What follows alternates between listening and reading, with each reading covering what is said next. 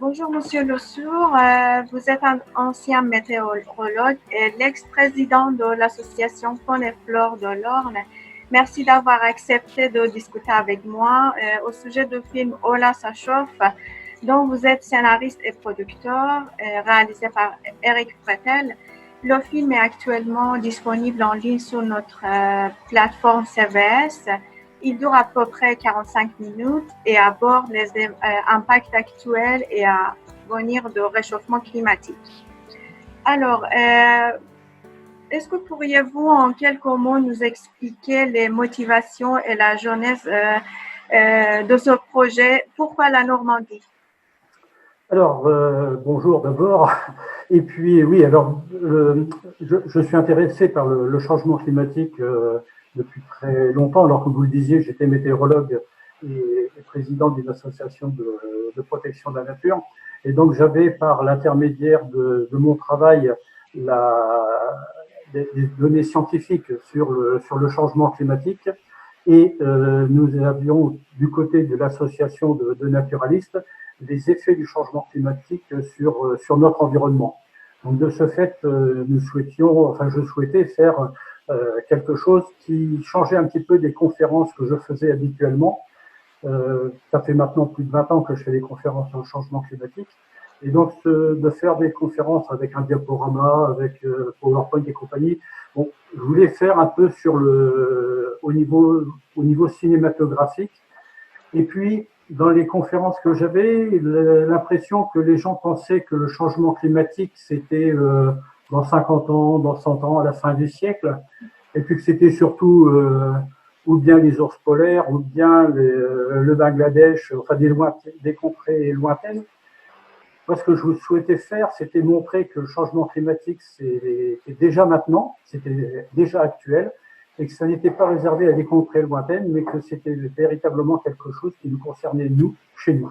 D'où cette idée de faire un film sur les causes et les effets en Normandie. D'accord.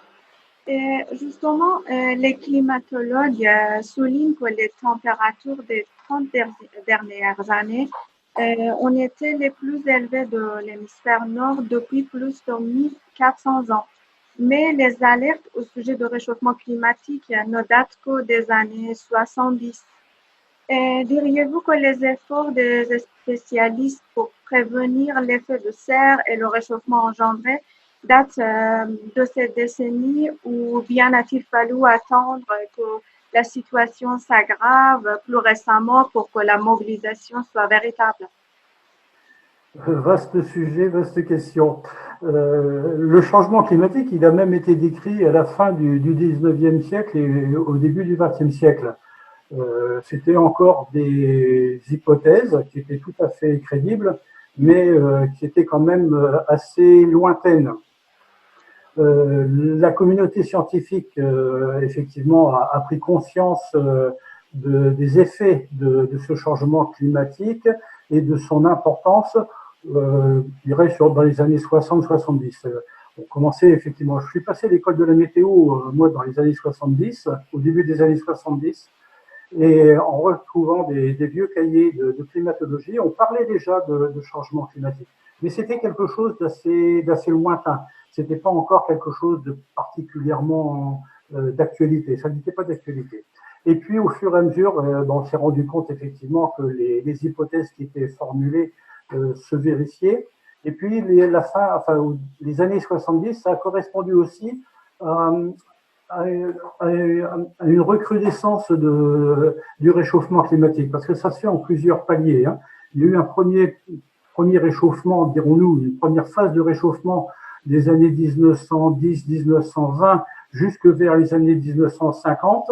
Et puis entre les années 50 et 70, il y a eu une sorte de palier. Et puis après, depuis les années 70, ça a recommencé à augmenter. Et donc, effectivement, c'est là où il y a eu une prise de conscience de la part des scientifiques qui était un peu plus importante.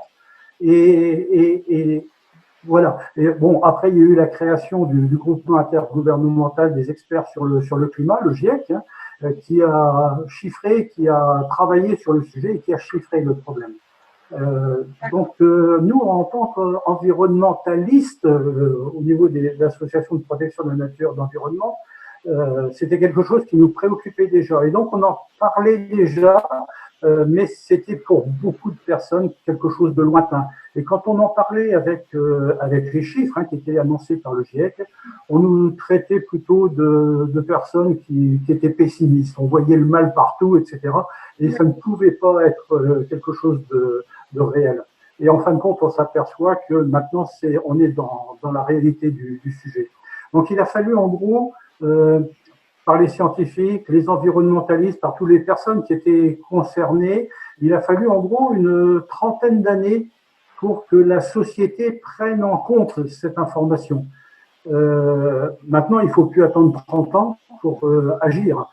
C'est effectivement dès maintenant qu'il faut agir, et toutes les prévisions qui étaient faites, non seulement se sont trouvées vérifiées, mais aussi largement dépassées dans certains domaines. C'est encore plus grave que ce qui était envisagé à l'époque où on nous traitait de défaitistes. Voilà. Donc effectivement, c'est un sujet il a fallu que ça rentre dans les têtes, il a fallu que ce soit intégré. Maintenant, je pense que le sujet est pris au sérieux. Maintenant, il faut passer aux actes. Vous ne pensez pas que c'est un peu tard? Plutôt, ça aurait été mieux de passer aux actes, mais il n'est jamais trop tard pour bien faire, comme on dit. Non, il n'est pas trop tard. Il est trop tard pour empêcher ce changement climatique. Il est trop tard pour rester en dessous de 1 degré de variation de température par rapport à la fin au début des années industrielles. Ça, c'est un objectif effectivement qu'on ne peut plus tenir. Par contre, pour essayer de limiter le changement climatique à,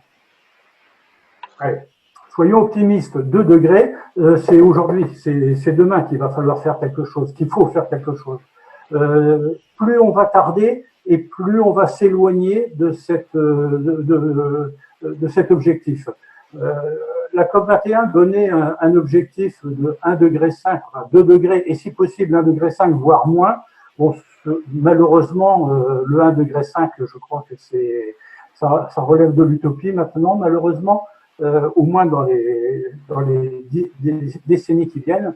Là, maintenant, il faut effectivement tout faire pour que d'ici 2030, il y ait des fortes actions qui soient mises en place et qu'en 2050, on ait ce que l'on appelle maintenant la neutralité carbone, effectivement, que l'on soit en neutralité carbone avant 2050.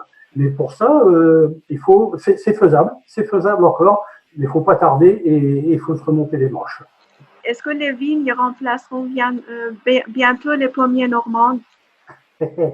Pour ça, il faut regarder le film. Oui. C'est marqué dedans. On a effectivement interviewé un vigneron normand. Alors non, les vignes ne vont pas remplacer les pommiers. Je pense que le problème est un peu plus complexe que simplement oui ou non. Il y a plein de nuances. Pour faire de la vigne, il faut effectivement un climat particulier, il faut des cépages particuliers, il faut aussi un terroir particulier. Et donc, on ne peut pas faire du vin ou de la vigne sur n'importe quelle terre. Donc, il y a déjà ce problème-là. Pour les pommiers, c'est pareil. Pour les pommiers, il leur faut des étés pas trop chauds, surtout un petit peu humides quand même, pour que les pommes puissent pousser.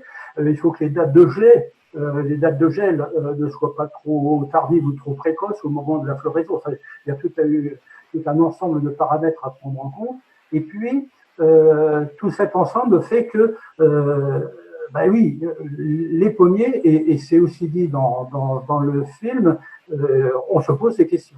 Les gens, les pommiculteurs, les arboriculteurs, les cidriculteurs se posent énormément de questions, et il va falloir effectivement bien penser, bien réagir pour pouvoir mettre tout en adéquation et pour qu'on puisse continuer à avoir du cidre, des pommes, du calva, mais ça ne va pas forcément être simple. Il va falloir agir sur différentes choses, les variétés, la taille, peut-être même l'irrigation, ce qui est absolument incroyable en Normandie, quoi. Donc voilà, alors, de là à ce qu'on devienne un territoire viticole renommé et puissant, il y a encore de la marge. Mais mais effectivement, la question se pose. Mais il y a certains intervenants qui ont des interprétations plutôt optimistes, notamment sur la résistance des pommiers ou des vaches normandes. Qu'est-ce que vous en pensez? Ben, oui, alors après, c'est est-ce qu'on est optimiste, est-ce qu'on est pessimiste? Moi, je crois que ce qu'il faut faire surtout, c'est être réaliste et regarder ce qu'il se passe et essayer de modéliser cet ensemble-là pour voir quelles peuvent être les conséquences de tel ou tel changement climatique sur telle ou telle espèce végétale ou animale. Moi, je crois qu'il faut aussi penser et écouter les personnes qui savent, qui travaillent dans le sujet.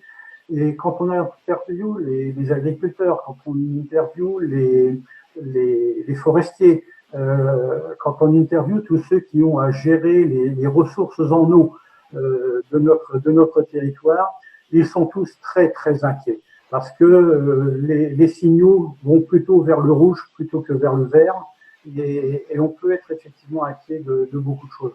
Donc, soyons ni pessimistes ni optimistes, soyons réalistes et travaillons sérieusement sur le sujet, à l'écoute des scientifiques, à l'écoute des professionnels et essayons de mettre tout en adéquation pour essayer de trouver une réponse qui est bonne. Et la réponse qui est bonne aujourd'hui ne sera pas forcément la même bonne réponse dans 10 ans, dans 20 ans ou dans 30 ans. Il faudra encore ajuster les potentiomètres, les boutons, donner un petit coup de tournevis par-ci, par-là, parce qu'on a encore beaucoup de choses à apprendre.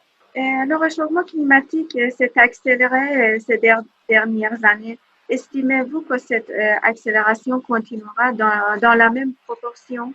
Il s'est accéléré, le changement climatique. Est-ce qu'il s'accélérera dans la même proportion? J'en suis pas sûr du tout. Il pourrait, au contraire, continuer de s'aggraver et d'aller de plus en plus vite. Il y a ce que l'on appelle les rétroactions. Alors bon, c'est un terme un peu barbare, je le reconnais, les rétroactions positives. Je prends l'exemple des pôles. Alors c'est loin de la Normandie, hein, mais le pôle Nord, par exemple, avec la banquise. Quand vous avez un sol qui est couvert de neige ou de glace, comme en haute montagne avec la neige, les glaciers ou la banquise, cette couverture blanche renvoie le rayonnement solaire vers l'espace et renvoie donc la chaleur vers l'espace.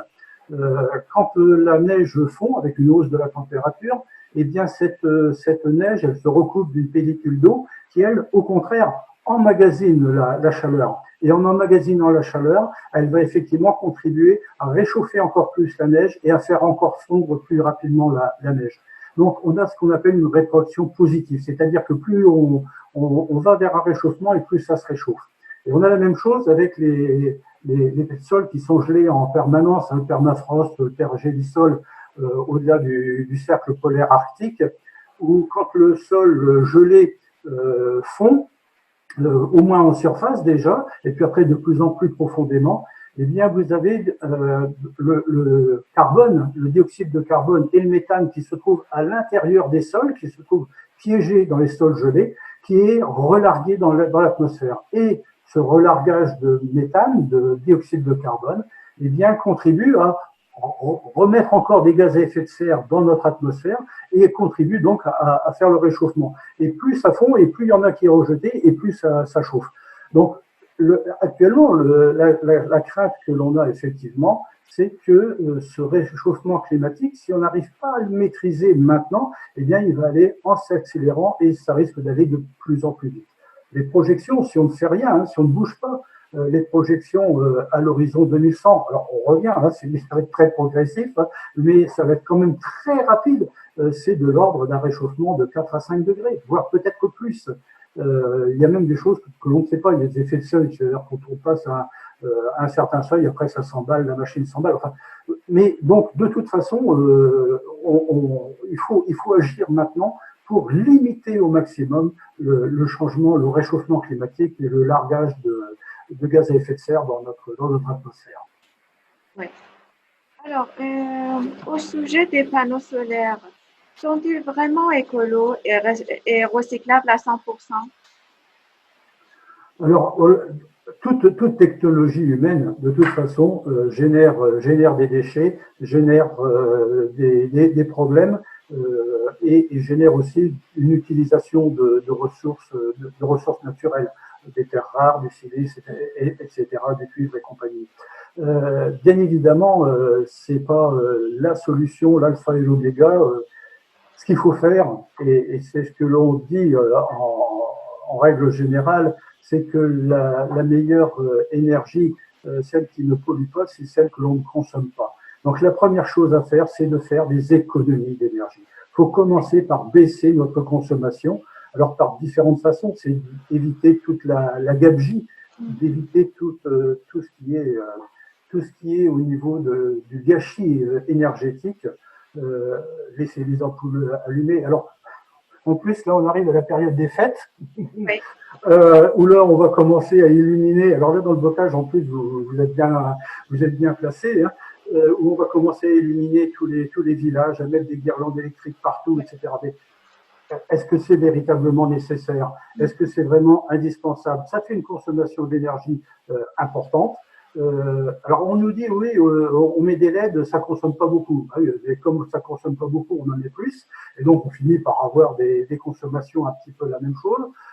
Et puis toutes ces guirlandes électriques, c'est du plastique. Le plastique, c'est du pétrole. Donc le pétrole, c'est aussi des gaz à effet de serre. Et puis c'est des choses qui sont fabriquées à des dizaines de milliers de kilomètres.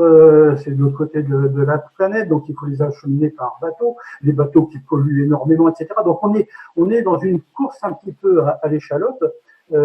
Bon, ça c'était juste mon côté un peu critique au niveau de ces illuminations un peu débiles. Alors qu'on ait une guirlande électrique dans le sapin à Noël, bon, je ne vois pas d'inconvénient. Mais est-ce qu'on a besoin effectivement de laisser les éclairages publics allumés toute la nuit? Est-ce que l'on a besoin d'éclairer toutes ces tours en permanence? Voilà, on a un énorme gâchis d'énergie, comme on a un gâchis d'eau aussi. Hein, et l'eau, c'est le même problème. Hein, il n'y a pas que la température de l'énergie, il y a aussi l'eau qui est un gros problème. Donc commençons par économiser.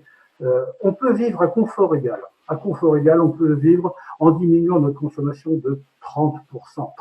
30%, c'est déjà énorme. C'est même considérable. Et après, il y a l'efficacité énergétique sur lesquelles aussi on peut gagner encore en gros 30%. Donc si on diminue déjà en confort égal les pertes au niveau de l'efficacité et au niveau du gâchis, on va déjà consommer 60% d'énergie en moins. Alors là, on verra effectivement comment on peut faire un mix de tout ça. Alors il y a le solaire, il y a effectivement les éoliennes, il y a effectivement de l'hydroélectricité, il y a plein de choses, il y a de l'isolation des bâtiments, il y a énormément de choses à faire. Il ne faut pas tout mettre dans le même panier. Il y a aussi la méthanisation qui peut être, attention, à condition que ce soit bien fait, bien réfléchi et bien pensé. Voilà, il y a tout un mix énergétique à mettre en place, mais d'abord économisons et arrêtons de gâcher, quoi.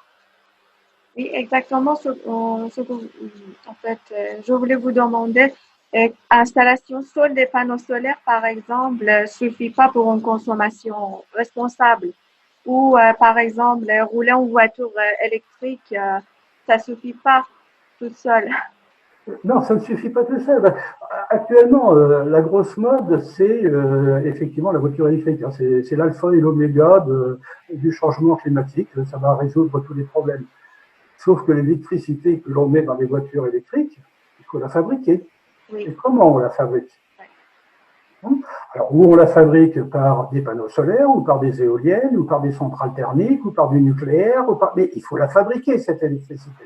Donc, le problème de la voiture individuelle, c'est ça qu'il faut d'abord résoudre. C'est le problème des transports. Alors effectivement, l'électricité, la fabrication, l'utilisation de voitures électriques, ça ne met pas de pollution à l'endroit où roule la voiture. Mais par contre, ça fait de la pollution là où on fabrique l'énergie, là où on fabrique la voiture, là où on fabrique les batteries, là où on extrait toutes les terres rares que l'on met dans la batterie, etc. Donc on déporte le problème de la pollution. On met la pollution chez les autres. Voilà. On met ça sous le tapis, on met ça loin, mais on ne pollue pas à l'endroit où circule la voiture. Donc le problème, c'est pas la voiture électrique. Le problème, c'est la voiture individuelle. Alors, il ne s'agit pas de ne plus rouler en voiture individuelle. En particulier, nous, dans nos campagnes, c'est quand même quelque chose qui est important parce qu'il y a eu aussi un abandon complet des transports publics et des transports en commun. Et c'est là où il faut effectivement travailler. Il faut remettre du transport en commun, il faut remettre du service public, il faut remettre un accès à tout le monde au niveau des transports, de façon à éviter des transports. Et puis, quand on va acheter sa baguette de pain ou conduire les enfants à l'école, quand ça se trouve à 500 mètres ou 1 kilomètre, alors on ne prend pas la voiture, on prend le vélo, on y va à pied, enfin, on fait quelque chose d'autre que d'utiliser le véhicule personnel, ou on prend les transports en commun s'il y en a, ou on développe les transports en commun s'il n'y en a pas. Voilà. Mais voilà, je pense que c'est une réflexion globale, mais c'est un changement de société, c'est un changement de concept qu'il faut voir. Et à ce sujet, on parle souvent de la responsabilité de chacun en tant qu'individu. D'après vous, les responsabilités à prendre vis-à-vis de la nature seraient plutôt d'ordre collectif ou individuel? C'est à tout niveau, c'est tout le monde qui est concerné. Il faut que chacun fasse les gestes, comme on dit, les petits gestes, hein, les gestes que tout le monde connaît maintenant ou à peu près. Mais il faut aussi que le transport on prenait le transport en public tout à l'heure, le transport en commun, ça n'est pas du ressort uniquement de l'utilisateur, c'est aussi du ressort de ceux qui les installent, qui les mettent en pratique. Donc c'est des décisions régionales, c'est des décisions qui peuvent être au niveau de la municipalité pour les transports en commun urbains ou interurbains. Ça peut être au niveau de la région pour les transports à plus longue distance, voire une responsabilité nationale. Il faut que tout le monde s'y mette, pas uniquement l'individu, mais aussi tous les élus. Les élus doivent prendre en charge ce domaine-là, aussi bien au niveau local qu'au niveau régional, qu'au niveau national, qu'au niveau international. Il y a beaucoup de choses qui peuvent être faites, mais qui ne peuvent pas être faites par l'individu lui-même. Ça, c'est pas possible. Sauf que l'individu lui-même, il a un pouvoir au niveau politique. Il a le pouvoir du bulletin de vote et il va pouvoir voter pour effectivement des personnes ou des programmes qui vont dans le bon sens, qui vont dans le bon sens au niveau départemental, national, international, et ça, c'est absolument indispensable. Donc, il faut que les décisions soient prises à l'ensemble sur l'ensemble de l'échelle. Et le citoyen, quand il va faire son choix politique, de voter pour tel ou tel parti, de telle ou telle personne, ou tel programme, il ne faudra pas qu'il dise, bon, allez, maintenant, on se revoit dans 5 ans ou dans 6 ans. Il faudra que tout au long du mandat, il interpelle son élu pour lui dire, voilà, où est-ce que vous en êtes? Qu'est-ce que vous avez fait? Est-ce que vous avez progressé? Quel est votre bilan dans ce domaine-là? Vous aviez promis ceci, est-ce que vous y êtes arrivé? Sinon, pourquoi? Et puis forcer effectivement les personnes à aller au-delà et à s'intéresser au sujet. C'est un problème qui intéresse tout le monde. Oui, merci beaucoup. C'était ma dernière question. Après, je rappelle nos abonnés que le film Hola, ça chauffe, il est disponible en ligne sur notre plateforme CVS et j'invite vraiment et vivement les abonnés à aller le voir sur le site CVS, c'est vraiment intéressant.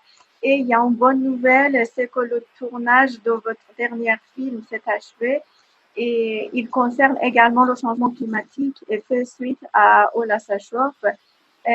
Pourriez nous en dire un peu plus? Oui, là, ça chauffe le retour. Non, pour être un peu sérieux, le film, là, ça chauffe, et puis le prochain film, ce sont des docu-comédies. C'est-à-dire qu'on essaye de faire passer un message scientifique. Le message, il est scientifique, il est prouvé avec des chiffres, avec des intervenants particulièrement pointus sur le sujet, mais avec un petit peu d'humour pour faire passer, parce que bon, il faut quand même garder un peu d'humour et un peu d'espoir. Le prochain film, effectivement, justement, il va s'attaquer à un problème que l'on n'avait pas eu le temps de traiter dans le premier film, où là, on était plutôt sur les gestes à faire, sur tout ce qu'il faut faire. Là, c'est véritablement une réflexion globale au niveau de nos élites, au niveau philosophique. Alors, sans dévoiler le film, bien évidemment, mais le fait, c'est de dire, voilà, on connaît les causes du changement climatique, on connaît ses conséquences, On sait ce qu'il faut faire pour l'empêcher et on ne le fait pas. Pourquoi? Voilà. Et on essaye donc de répondre à cette question. Pourquoi on ne le fait pas? Au niveau de la Normandie, il y en a qui font quelque chose. Donc on les verra. On verra ceux qui font quelque chose. Et on interviewe aussi bien des scientifiques que des philosophes, des sociologues, des spécialistes des neurosciences et du cerveau pour essayer de comprendre ce qui dans notre cerveau, dans notre société, dans notre comportement fait qu'on n'arrive pas à prendre la juste mesure du phénomène pour agir au bon niveau. Voilà. Et on essaye de trouver des réponses à toutes ces questions-là. Voilà. Et effectivement, le film, on est en cours de montage et il sera disponible au printemps ou au début d'été l'année prochaine. Voilà, on l'espère. C'est super. Nous espérons pouvoir le projeter en votre présence à la médiathèque, bien sûr, dans les mois à venir et animer un débat avec les spectateurs. Ça sera avec plaisir. Hein. Merci. Je vous remercie encore de votre présence pour cette discussion. Merci beaucoup. Merci à vous et puis bonne continuation et portez-vous bien.